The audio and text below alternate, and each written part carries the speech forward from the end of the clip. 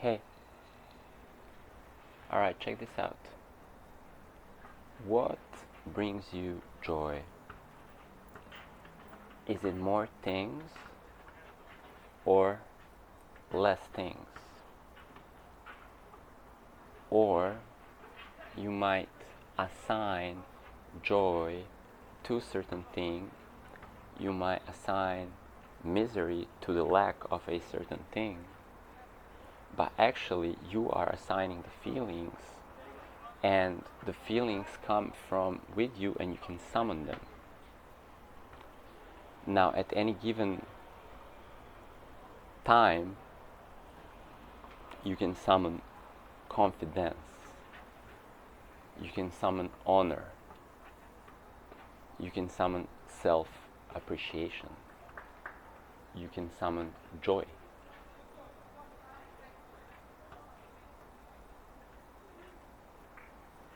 At any given moment you can summon self-love, self-worth, power. At any given moment you can summon the emptiness,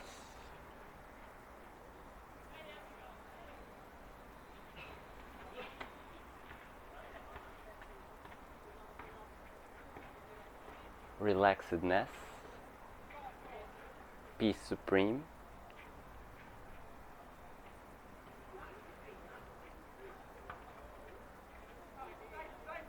Now,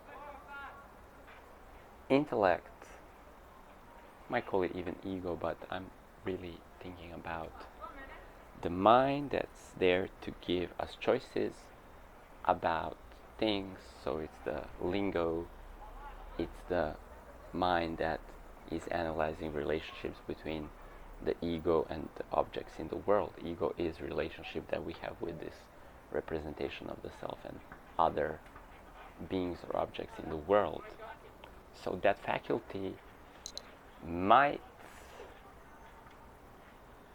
open a lot of tabs, and then we might find our awareness kind of like lost in the labyrinth of everything that we are trying to decide, and nothing's showing up because we're in the complex decision making. It's all chaotic, but that often feels to the individual strenuous.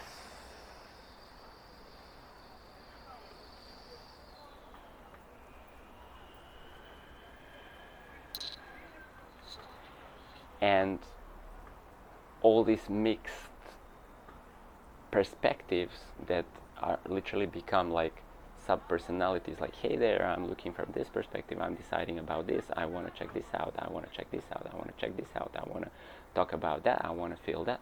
All of them are active at the same time, feels like anxiety.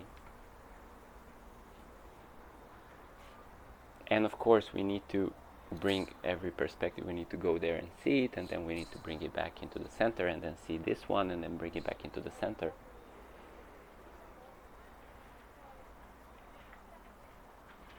And it might feel like a lot of chatter, or it might feel like a lot of feelings that are overlapping, that are bouncing off each other, and we call this in general like overwhelming anxiety, feeling confused, even inner conflict. There's no clear rendering, because as soon as something is clear, it is manifest.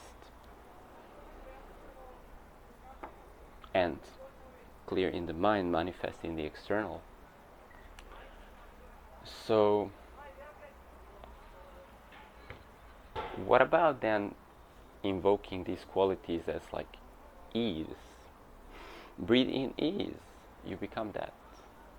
Decisiveness, power to connect with your feeling, with your intuition, power to clearly recognize your desire, power to unify all of the forces effortlessly. Now check this out, graciousness, effortlessness. These are qualities that are yours. They're inherent to the innermost, and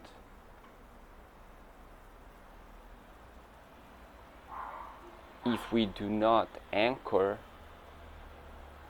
and choose, then the mind might take us in, and we, shuffling these perspectives, we get lost in the labyrinth. Now, the master of the mind is taking some royal distance from the emotional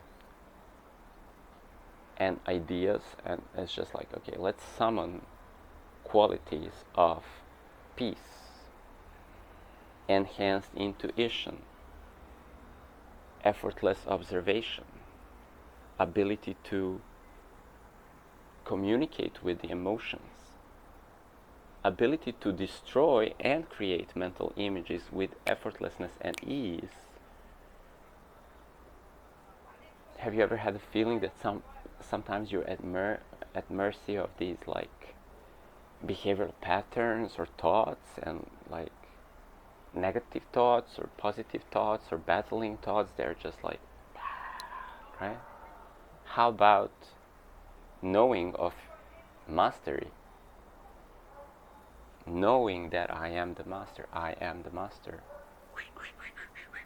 Effortlessly destroying whatever is not necessary. Being empowered like I am the power.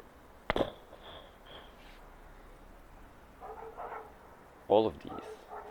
So they are inherent, and they are summoned through the will of the one that is having the experience. And that one is the ruler, Christ, if you will. And there you go.